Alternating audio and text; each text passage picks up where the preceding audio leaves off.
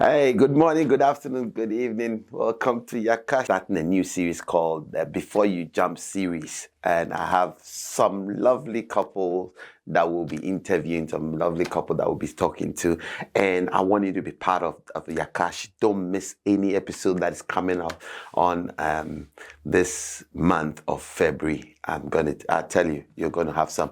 We're doing various couples from before they jump, just after they've jumped, and like older couples. We're interviewing a lot of people just to have a feel of where they are, in their relationships. And there's a lot of nuggets to learn from. So join us, and if you haven't gotten this book, please get this book, Before You Jump. It's a powerful book. It's not necessarily for those who are just about to get married, but even those who are married, you can read this book, refresh yourself in your marriage. And listen, marriage is very serious. It's a commitment. It's something that will be with you for the rest of your life. So make sure that you are walking in it right and your relationships are really nice and God-centered. So join us in this Before You Jump series, and God bless you. I'll see you.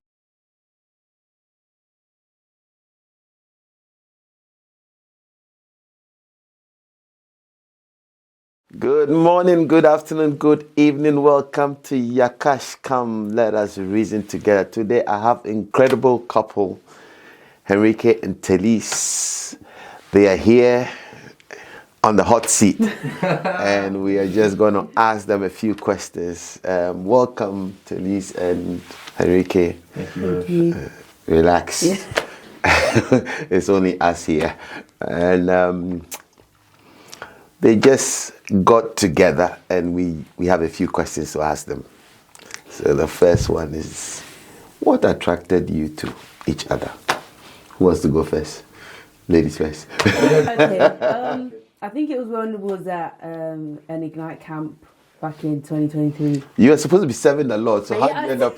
It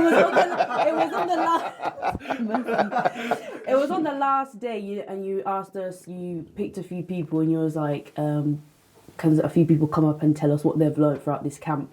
And Enrique was one of them, and I think the way he spoke about God caught my eye, because I was actually in the corner doing an assignment, trying to finish off my dissertation or whatever, and then the voice, I just caught onto it, and I was like, okay, it was interesting. So it caught my attention, and I was like, wow, this guy really loves God and he really knows God. So I think that's what caught my attention first. Okay, and you? So exact same thing. We were in camp in 2023 in January. So instead of looking for God, you were looking at each other. Opposite. So I went in with the mindset of like, I really want to get to know God. I even because it was sort of the end of university, and it was I wanted to be more committed, and serving's an honor. So I was just there serving. But when you're in media, you get to stand back and get to look at everything that's going on. So it was partway through camp. It was beautiful to see so many young people on fire for Jesus. I came in there seeking God, and then when I was there, I feel like the Holy Spirit literally led me to Taylor. It was the first time anything has ever happened to me. Nice. No, but not in that way. It's just when you're speaking to everyone that was there, everyone had their own testimony and things like that, and then you get to be friendly with everyone, and then you have conversations, and then it's that thing of you became friends first, and it was really cool. Oh wow! So I've learned one tip there: become friends first before anything else. Definitely. And so let's move into getting to know each other. What were some of the things that you discovered? Hobbies? Good, bad, indifferent. Okay, you can just go ahead. Paul, that she serves the Lord continually. That was, it's really good to see. It's hard to find people that are always in the house. You always talk about it a lot. It's always be in the house. And I was like, well, that's a great quality to have. Yeah. Same with him. Like you've been even here longer than me, so and you've been serving like diligently day in day out. So yeah, your hard work it definitely shows. Oh, it's all nice and lovely. Okay, let's move into some ugly things. So I want to mix it up. So how what misunderstandings have you had and how have you dealt with it? You know, like angry misunderstanding that you've had since you've been together, and how have you dealt with it? I think because nobody's come to Yeah. me, so I take it that you guys are all lovey-dovey and nothing bad has happened. I'm sadly mistaken. Well, for me as a person, I think I'm quite defensive sometimes, and sometimes it can come across as like a strong personality. Because Enrique, you're quite patient, he's quite calm, and then sometimes I come and I'm like this, and he's like, "Whoa, okay," like, and I'm like, and it actually makes me realise, ladies, calm down. Not everything, you don't always have to be defensive about everything. So I think that's one ugly thing, or that's on my side anyway. For me, I'm quiet, so, and it takes a lot for me to fully say how I feel. So whenever we say, "Oh, how are you doing?" It's always, "I'm okay," and then after 10 minutes, "Well, actually," and then you open up a bit, because I have to think about how I actually feel, because it's important, and that was the first barrier, is actually presenting how I feel, and let's get that common ground. How are you doing? Something I learned from my parents. So my dad was very quiet when he first got married. I was like, I don't want to be like that. Yeah.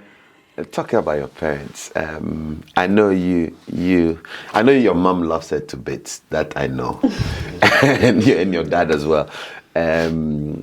So how do you present her to your parents? How do you present him to your family, and how have they accepted you? Would you ask her first? Yeah. So my parents are actually not together. So obviously they live in separate houses. My mum, she's very lovely. Like when we're on calls, she'll be like, "Oh, you're so lovely," and then she'll start crying. So she's very loving in that sense. But with my dad, I'm the only child, and I'm his only child, so I feel like he's quite protective. But at the same time, you're in trouble. Yeah. But at the same time, I don't think he has anything to worry about, because, some things that I see in you, I also see in my dad. So there's some similarities there as well. So I think getting along would be it'll be easy. But and my siblings love him too. That's good. That's good. That's powerful. With my family, I mean, my parents, they're very much hardcore Christians, They love to serve the Lord. They love God. So what they wanted from me is that they just wanted someone else who was also going to serve continually. And when I present to them, they have their questions. And you have to tread lightly. But then by Taylisa's actions and her spending more time with them, they can sense the peace, you know what I mean? And it was, there wasn't as much in the past, like a lot of, "Oh, but are you sure? Have you seen it in this angle?" Which is great.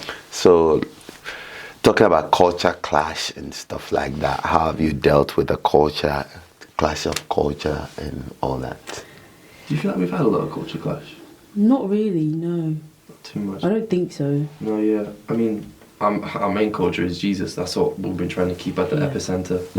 And that's what's most important. Sometimes there are like little things, like maybe a new food or something like that. Yeah, that's true. But I'm quite have you tried ackee and saltfish? You made dumpling corrigo at the start. Corrigo, yeah. Yeah, I had a bit of corrigo. That was really lovely. But he's with the chili in it. Yeah. He's got bonnet, What has that got to do with anything? No, but it's important. I think that it's important because, and you said something that I felt was really, really very important, that you make your own culture. Yeah. So, you have different cultures, but the culture is Jesus. Yeah. So you have identified your common culture that you are going to, set your family on when you get married, which is very, very good. Because if you were too steeped in your culture, you are too steeped in your culture, and there's no meeting ground, then you have problems. Exactly. If you present, we have a Jesus culture, because it doesn't matter whether you are raised in the same family or not. I have a son and a daughter raised in under the same roof, but they have two different cultures. Yeah. I mean, if my son was to marry somebody like my daughter, there would be a culture clash. even though they were raised from the same. Yeah. So I'm not very keen on, this is my culture, your culture is different, because you can be siblings and have two different cultures. Yeah, so that's what whatever I have as well with my siblings. culture, so long as you have a Jesus culture, that works. Definitely. So anyway, so coming to serious matters. Have you guys decided how many kids you want when you get married? Have you talked about some difficult things in the future? You know, like what your long-term goals are going to be, your 5-year plan, 10-year plan. Have you decided? I mean, have you discussed things like that? And where were the sticky points? Where were the grounds that you had to like navigate? Okay, so you can go. It's something we talked about a lot. Because obviously, so I'm Portuguese, and we've talked about in the 5-year plan, like you said, hopefully by the end of the 5-year plan is to be able to move to Portugal, to be close to my family. That's a very hard thing, and I've appreciated this a lot for, because my question is always, will you be okay? You'll be far from your family. My mother, she's from Brazil. She moved away from her family, who they were together for over 25 years. And moving away from the people that you love and that you're around is very difficult. And I'm very appreciative of someone who will be willing to step out their comfort zone to do that. And you also asked about, what was it? Children. Children. We've spoken at 2, 3. Yeah, because I'm one of 6. So there's plenty, and I know what the household is like, but I think... Yeah, I wouldn't want a crazy amount like that. I think 2, 3 is a good Listen, number. I wanted to be better than my dad. My dad and my mom had 8 kids, so I said I was going to have 16. After the first one, I said, no, I'm not going again. So and guys, we're going to have CICC in Portugal very soon. Amen. So look out for it. Yes, Anyway, so great. You've talked about, you got a lot of times people don't talk about serious questions like this, like where we want to be, where we want to live, and all those things. And once they get married, then it becomes a sticky point, and it's like, no, but I didn't agree to this, and I agree. No, you said this. No, we didn't talk about this. Then it becomes a whole lot of. So it's good that you guys have had a lot of talk on that area. So let's talk about supervision of your relationship. How do you talk to your pastors about your relationship, and what are some of the things you've discussed with your pastor? When we first started dating, we were doing couples counseling with Pastor Kieran, and he gave us both a lot of tips, how to be set apart, how to be holy in a relationship, and those have always stuck with me because it's really important. You can't serve God and live 2 lives. It doesn't work, because in your both of you are ministers, so it's true. But I feel like we definitely still need more counselling, because it's for the marriage. I've never been married. He's never been married, so we need someone who can give us that sound wisdom. Okay, wow. So it looks as if they've got their head screwed up, right? Okay, so coming to, I know you are a sportswoman. You like a lot of sports.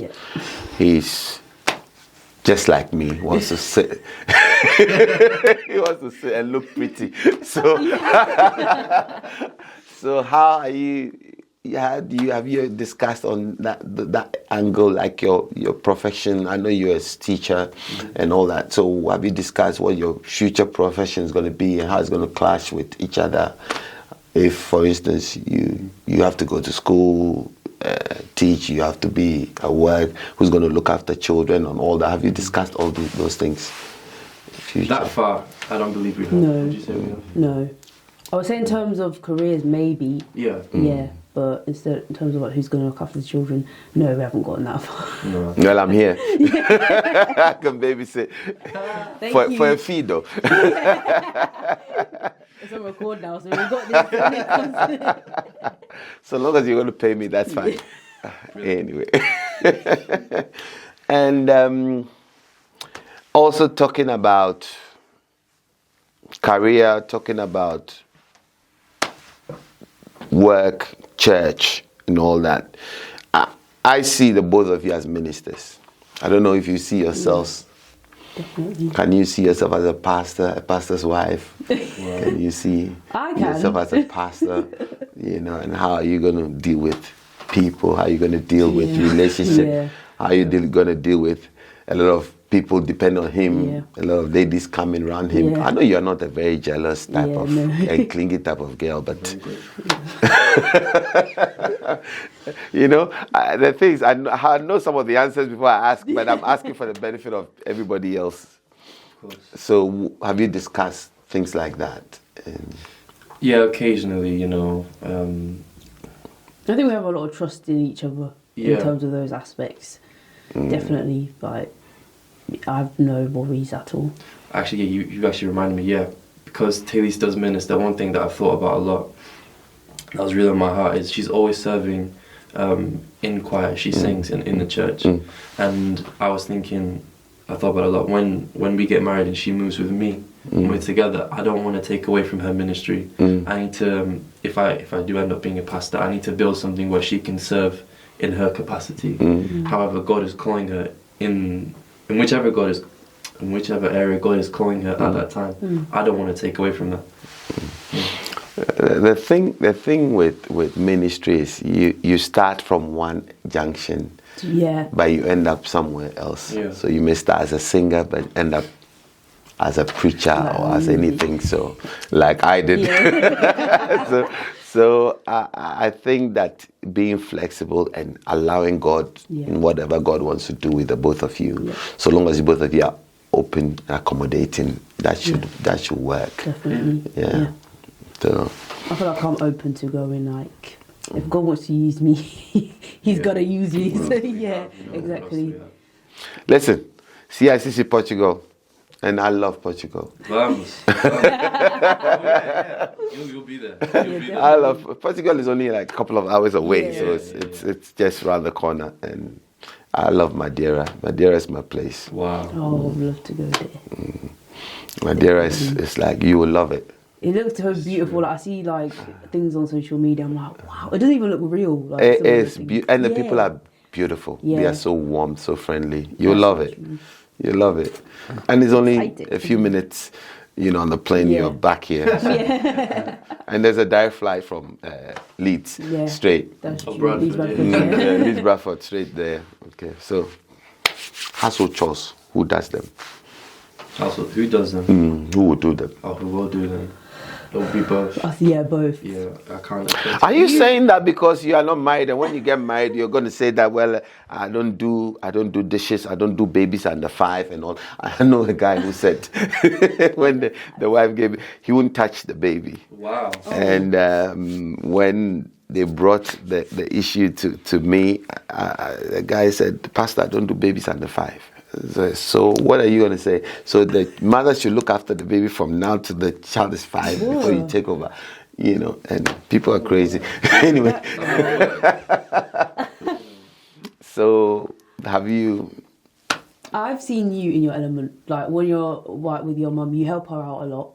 Especially after, because I think you respect that she makes food, and then you would do, like, say, put stuff in the dishwasher, pack things away. Like, you're very good in that sense. So you've been watching. And you're a clean person. You're a very clean person as well. So there's nothing I'm worried about there. And with me, I feel like growing up, because I had to do chores when I was young. I was always washing dishes, and because there was like 7 of us in the house, there was a lot to do. So I feel like that has prepared me. And also, we've both been at university as well, so we both had to actually be independent for those years as well. So I think that's a good thing to.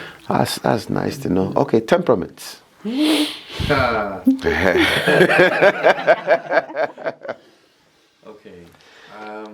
Talise is outgoing. She's sanguine, bubbly, definitely. and Enrique is melancholic and very introverted, phlegmatic, melancholic. So, how do you?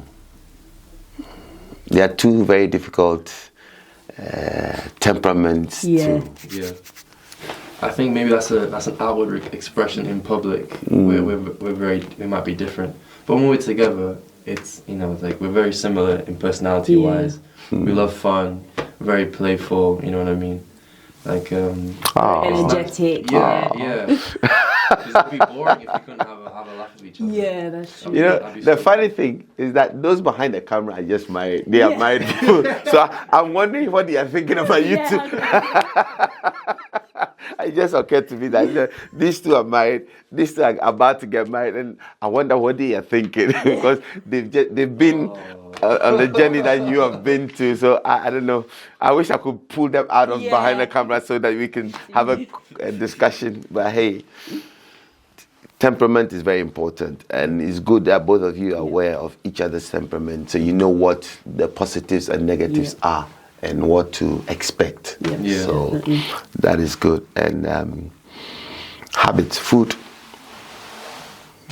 What are they? I eat. What are his, Well, you are nice foods or the foods that he loves and you hate, vice versa? I feel like We share a lot of similarities. yeah. You know. I'm not picky. Well, okay. Like when I try, like when your mum cooks and that, and like in Portugal, I eat all of it. Like there's nothing that I don't really like. It's yummy.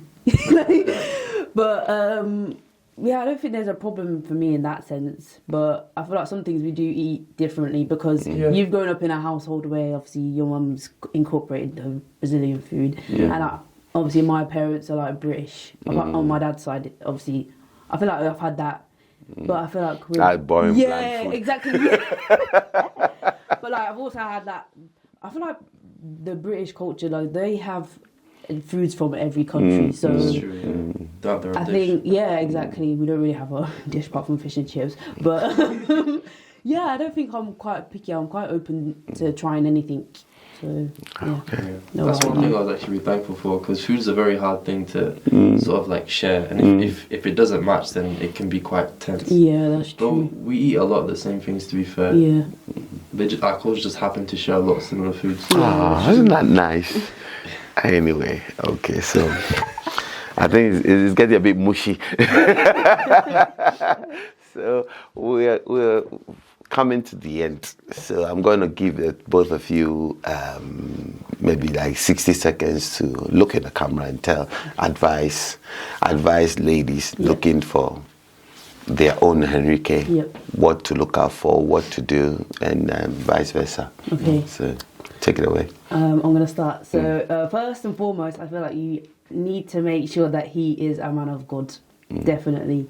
Because I feel like if he's in the world, and as a man who's meant to be a leader, if he's in the world and he's doing things that are worldly, it's going to be more 100%, 95% where you're going to probably fall into that as well. So, because a lot of people, I think they have a relationship where one's a Christian and one's maybe not. So I feel like it's hard, it clashes as well. And it's hard to change somebody, or you think you can change somebody, but really that's God's thing to do. So I think ensuring that he's a man of God is definitely one thing. Another would be praying about it, definitely. In any situation that you're going through, even in your relationship, even any struggles that you find with yourself, to pray about it and to seek counselling. So then when you are married, you're not bringing those things and the heavy things into the marriage. So yeah, that would be my advice. It's true. All right, fellas. First of all, stop being a boy. That's number one. You know, it's if you're looking for a wife, it's not about you anymore. There's going to be two of you now. You have to mature. You know, there's a lot of hobbies and things that you like doing, and there's a lot of things you have to sacrifice. That's just the way it is. If you're looking for a wife, look for someone who's always serving, and honor the way that she serves the Lord. Encourage her. Don't try and do your best to not diminish her value. That's very important. If God has allowed you to find your wife, then you've really found a good thing. Bible. So don't ruin it. Don't ruin it. It's a very important thing. You know, it's not a joke. All right, guys.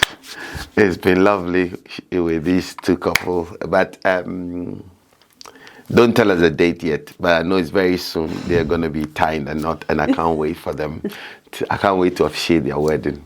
I'm more excited for them than they are for themselves. So, It's been fun having these two here with us, and I'm waiting for your interview, so come and sit with me, let's talk and reason together. Until I come your way again, this has been your host, Pastor Chris, with Henrique and Talise. I'll see you next week. Shalom, peace, God bless.